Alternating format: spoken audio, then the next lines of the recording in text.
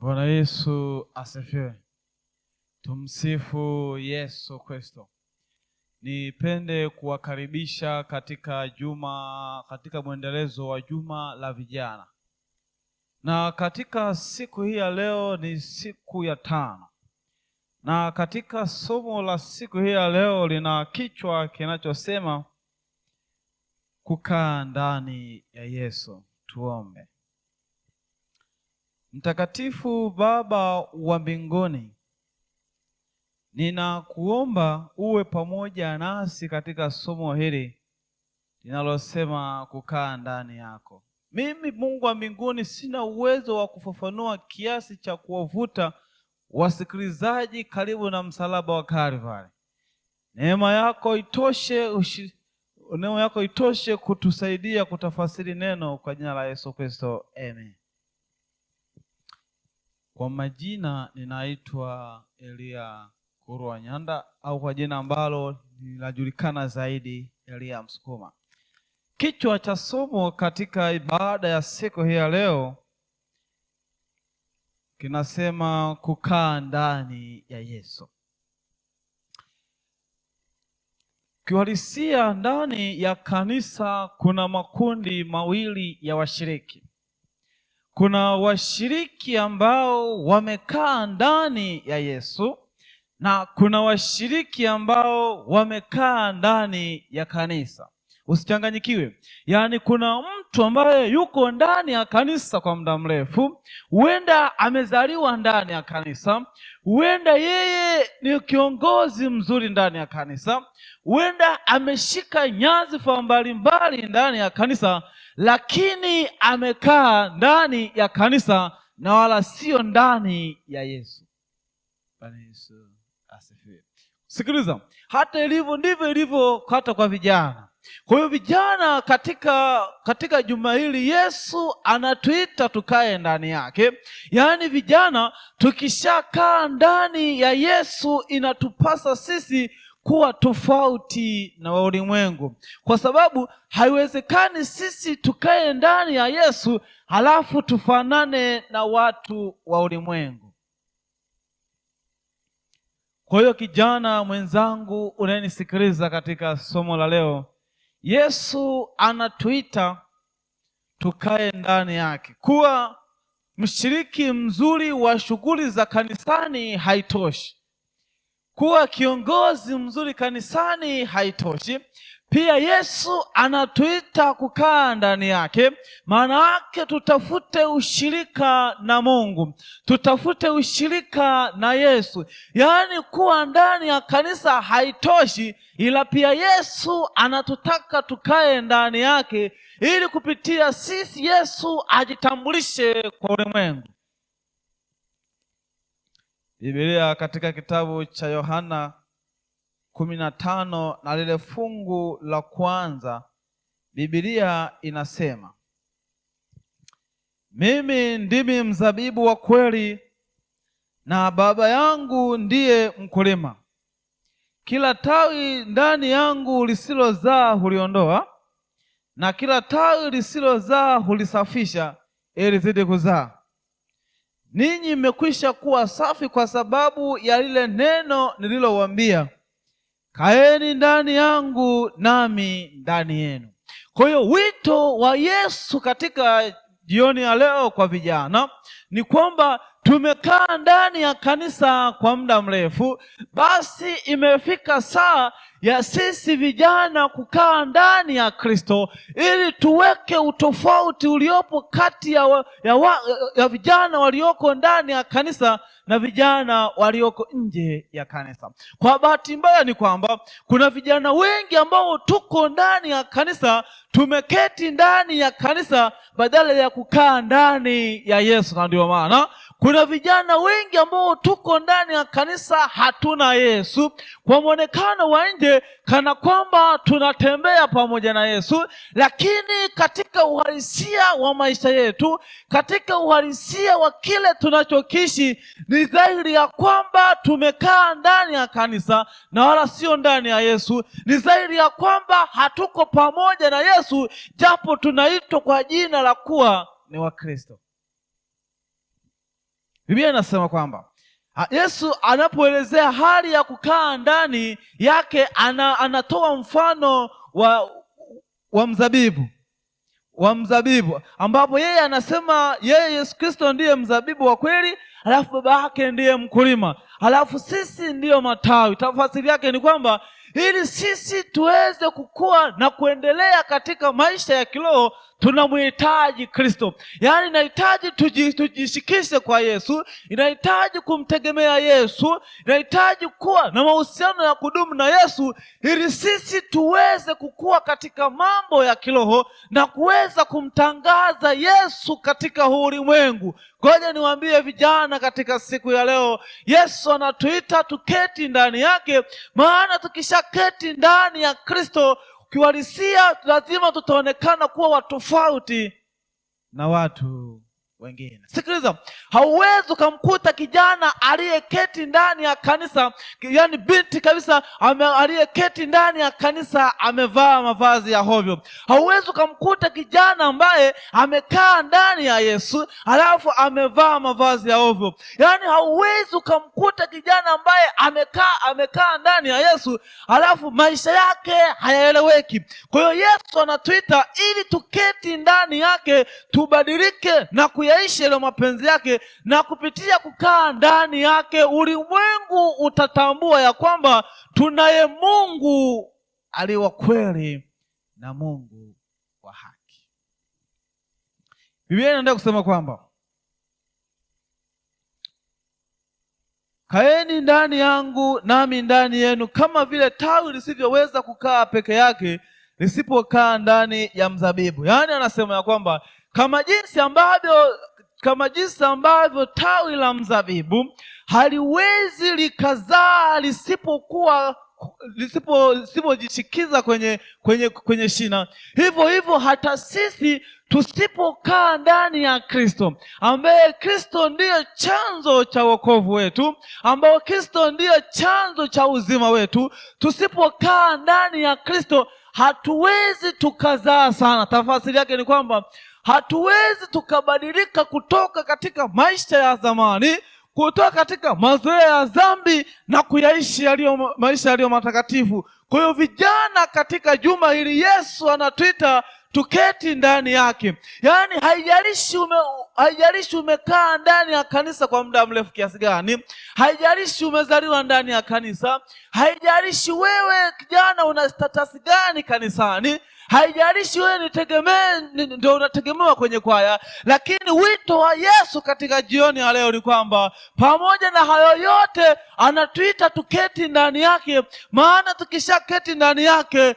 uzima wa milele ni hakika, na kwa uhakika tutabadilika. Maana Biblia inasema hivi, kwa maana imekuwa mtu akiwa ndani ya Kristo amekuwa kiumbe kipya, tazama ya zamani yamepita na tena yamekuwa mapya. Kwa hiyo sikiliza, kwa hiyo kijana mwenzangu unayekaa ndani ya kanisa halafu bado upo katika mazoea ya dhambi, wito wa Yesu ni kwamba uketi ndani yake ili yeye akupatie neema ya kushinda maisha unayoyaishi ya dhambi ambayo umezoea, ili upate kuishi ukimpendeza yeye pamoja na wanadamu katika ulimwengu. Biblia inasema hivyo katika Luka 1:52. Yesu akakuwa katika kimo akimpendeza Mungu pamoja na wanadamu. Yaani Yesu alikuwa akiyaishi yale mapenzi ya baba yake.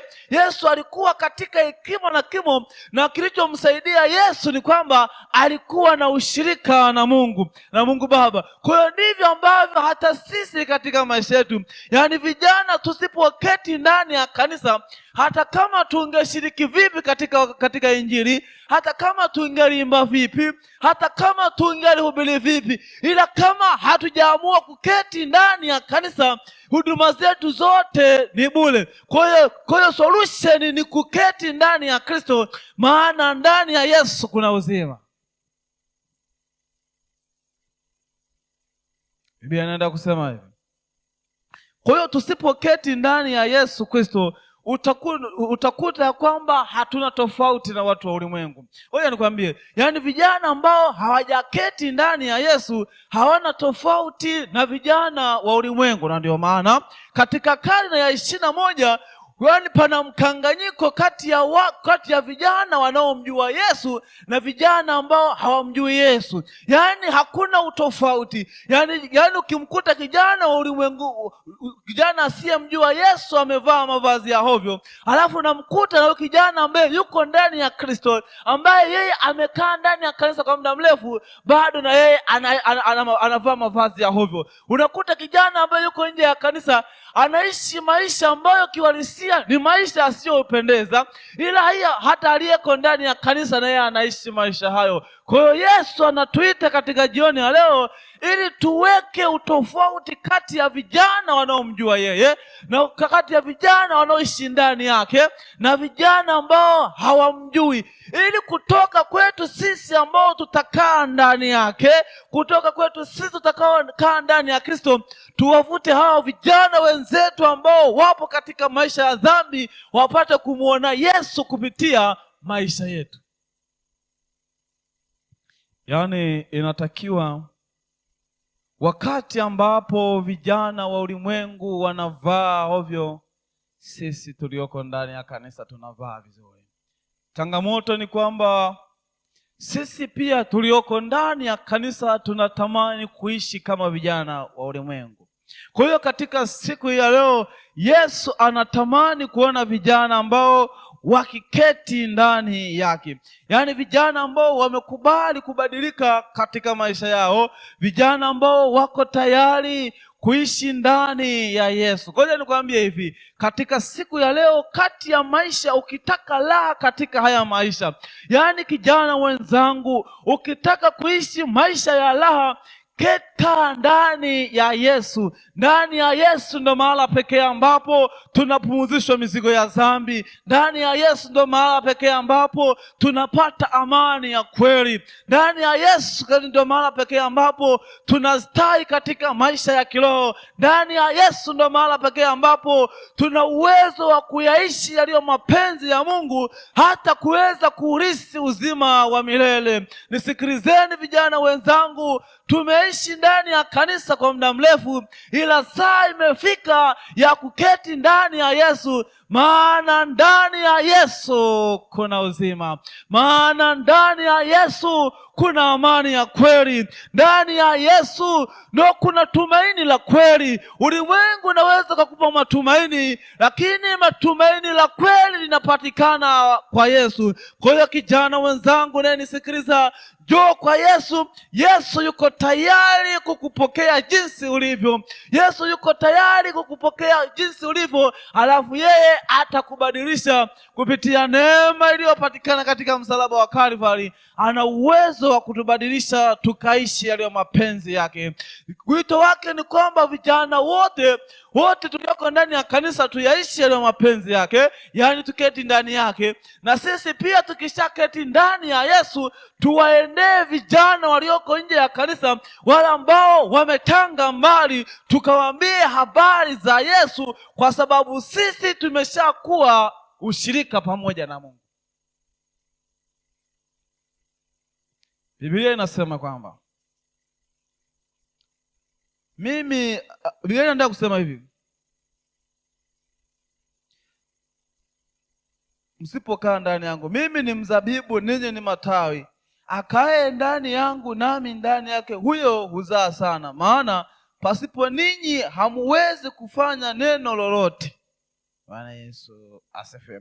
Yaani Biblia inathibitisha ya kwamba pasipo kuketi ndani ya Kristo hatuwezi tukafanya jambo lolote lile ulimwengu ukamtambua Mungu wetu. Hata kama tungelihubiri vipi, hata kama tungelifanya huduma nyingi, ila hizo huduma kama hazijaambatana pamoja na nguvu ya Roho Mtakatifu, kama hazijaambatana na uwezo utokao kwa Yesu, hizo huduma haziwezi zikazaa sana, haziwezi zikawavuta watu kwa Yesu. Yaani hata kama ukiwa unaimba vipi, ila katika kuimba kwako hauimbi pamoja na Yesu, uimbaji wako hauwezi kuwavuta watu kwa Yesu. Hata katika kuhubiri kwangu, kama sihubiri pamoja na Kristo, yaani mahubiri yangu hayawezi yakawavuta kwa Yesu. Kwa hiyo the solution ni kutembea pamoja na Yesu katika huduma tunazozifanya. Yaani kama utoaji wetu haujaambatana pamoja na Kristo, unaweza usiwavute watu kwa Yesu. Kwa hiyo inatupasa vijana turudi kwa Yesu, ili kutoka kwa Yesu tuanzie kuenda kwa ulimwengu na kuambia habari za Yesu Kristo. Biblia inasema kwamba mtu asipokaa ndani yangu hutupwa nje kama tawi la kunyauka. Watu huyakanyanga na kuyatupa motoni yakateketea. Ngoja nikwambie, unaweza ukawa unakuja ndani ya Kristo, unasimama katika huduma mbalimbali. Kijana, wewe ndo kijana pendwa ndani ya Kristo, unasimamia huduma nyingi. Yaani wewe kiwalisia ukikuwepo kanisani ndo mambo yananyoka. Lakini ngoja nikwambie, kama usipokuwa na Yesu, hizo huduma hazitokuwa na faida. Yaani kuna watu ambao wamekaukiwa katika mambo ya kiroho. Yaani kuna vijana ambao wengi ambao tulioko ndani ya kanisa tunafanya huduma nyingi, lakini katika mambo ya kiroho tumefifia. Yaani mambo ya usomaji wa neno la Mungu, mambo ya maombi hakuna katika maisha yetu, mambo ya ushirika kati ya sisi na Yesu hatuna, ila tunahudumu ndani ya Kristo. Ngoja nikwambie na kwamba ili huduma zetu ziwe na nguvu ya kuwabadilisha watu wengine, tunamhitaji Yesu, maana yeye ndiye ana uwezo wa kutupatia hekima ambayo ina uwezo wa kutusaidia kuwapelekea hawa watu na kumuona Yesu katika hizo huduma, na wao wakapata kumkiri Yesu kuwa Mwokozi wa maisha yao.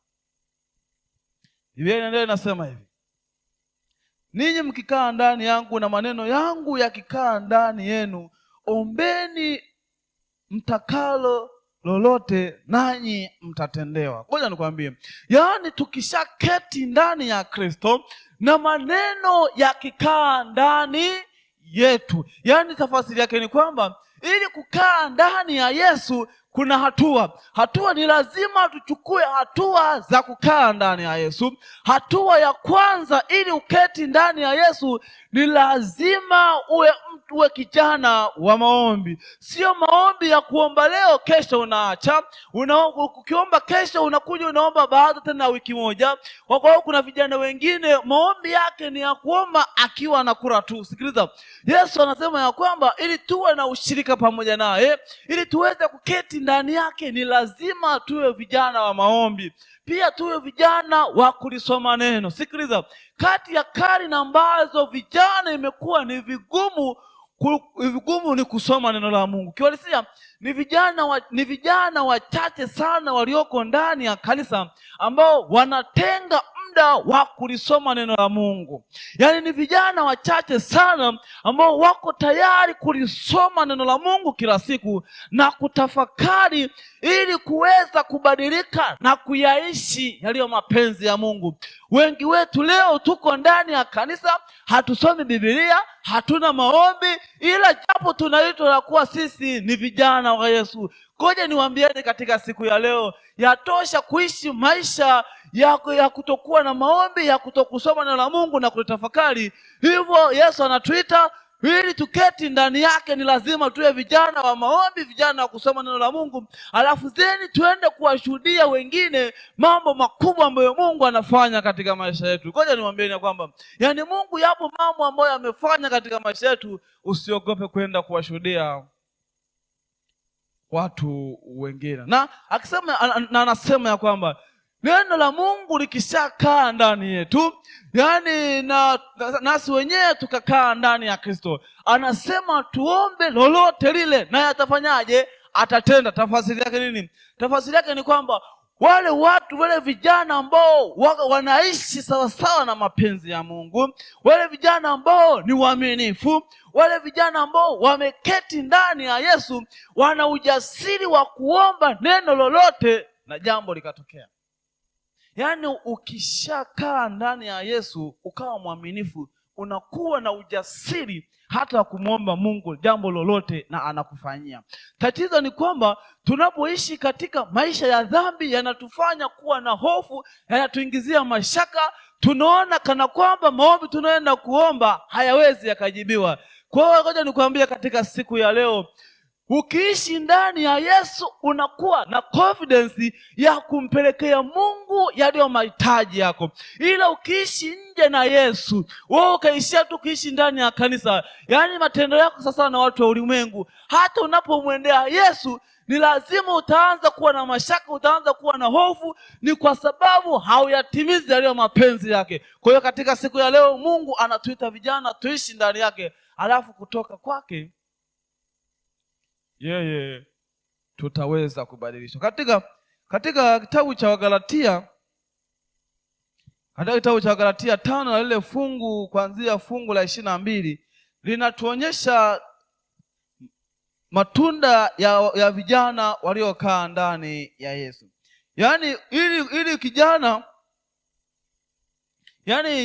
ili kijana tuweze kujua ya kwamba huyu kijana amekaa ndani ya Yesu, Wagalatia anatupa evidence. Anasema ya kwamba katika kitabu cha Wagalatia 5 ile fungu la 22 Biblia inasema hivi: lakini tunda la Roho ni upendo. Yaani kijana aliyeketi ndani ya kanisa ana upendo wa kweli. Sizungumzie ule upendo ambao watu wanaumizana katika ulimwengu. Sizungumzie ule upendo wa ndani ya Kristo, ule upendo ambao hauhesabu mabaya, upendo unaovumilia, upendo ambao unastahimili, upendo ambao uko tayari kuwahudumia wengine bila kuwa na majivuno, bila kutaka kurudishiwa. Huo ndio upendo ambao unazungumziwa, na hii ndiyo dalili ya vijana walioketi ndani ya Kristo. Kwa hiyo nikwambie hivi, anaendelea anasema hivi, furaha, vijana walioketi ndani ya Kristo ni vijana ambao wana furaha. Biblia inasema kwamba furahini katika Bwana siku zote. Nasema furahini. Haitupasi tu kufurahi wakati wa mema, bila pia wakati wa mabaya yanapotujia, Biblia inatuambia tufurahi. Pia inasema kwamba ni watu wenye amani, watu wenye uvumilivu, watu wenye utu, watu watendao wema, watu wenye fadhili, watu waaminifu, ni vijana wapole, vijana wenye kiasi. Sikiza, hizo ndizo sifa za vijana walioketi ndani ya Kristo, vijana ambao wamekaa ndani ya nani? Ndani ya Yesu. Sasa sifa za vijana ambao hawajaketi ndani ya Kristo ni zifuatazo.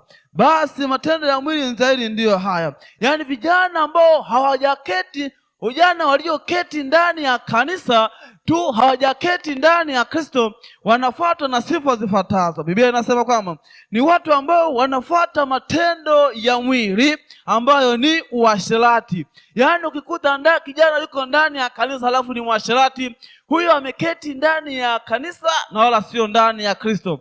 Anasema kwamba ni wachafu, wenye ufisadi, wanaofanya ibada ya sanamu, wachawi, wenye wasiotaka kufanya suluhu, wenye ugomvi, wenye wivu, hasira, fitina, faraka, uzushi, wenye husuda, wenye ulevi, wenye walio walafi. Hizo ndizo sifa za vijana ambao wameketi ndani ya kanisa na wala sio walioketi ndani ya Yesu. Kwa hiyo nikwambie katika siku ya leo Yesu anasimama mlangoni anabisha, na anaposimama mlangoni anabisha anasema ya kwamba kijana yoyote ambaye atasikia sauti yake, yeye yuko tayari kuketi pamoja naye na yeye yuko tayari kuishi pamoja naye.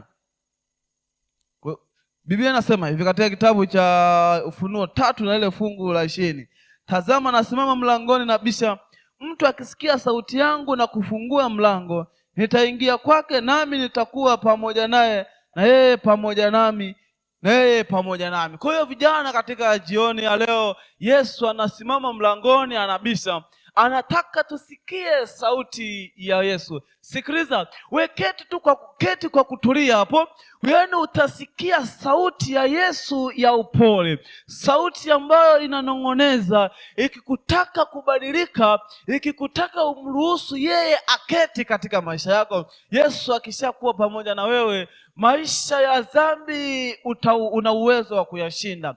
Yaani Yesu akishaketi ndani yetu, tukishamfungulia moyo, tukawa tayari kuongozwa na Yesu, yaani tutakuwa na uwezo wa kushinda maisha ya dhambi.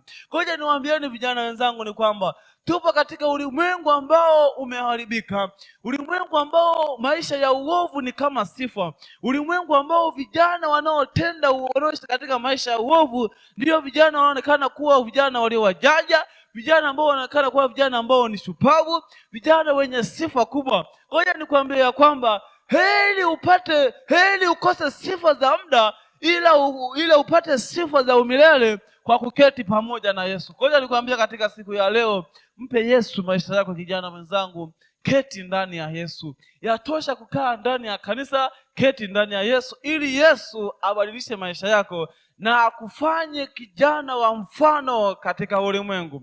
Mungu wa mbinguni awabariki vijana wenzangu. Kwa hiyo katika siku ya leo wito wa Yesu ni kwamba tunapoenda kumaliza kwamba tuketi ndani yake, na tukishaketi ndani yako na tukishaketi ndani ya Kristo, yaani vijana tukishaketi ndani ya Kristo, tuna jukumu lingine la kuwafuata vijana wenzetu ambao wamezama katika mambo ya dhambi, katika maisha ya dhambi. Tuna kazi nyingine ya kuwafuata vijana ambao wamezama katika maisha ya ulevi. Tuna kazi nyingine ya kuwafuata vijana waliozama katika mambo ya ulimwengu. Mungu wa mbinguni awabariki vijana. Tuombe. Baba wa mbinguni, tunakushukuru kwa neema yako, kwa sababu umetuita vijana tuketi ndani yako. Tunakusihi na kukuomba utupe neema na uwezo wa kuweza kuishi ndani yako. Sisi tuko pamoja nawe, na utusaidie sisi tuwe pamoja nao na wewe hadi ukamilifu wa dahari, kwa jina la Yesu Kristo. Amen.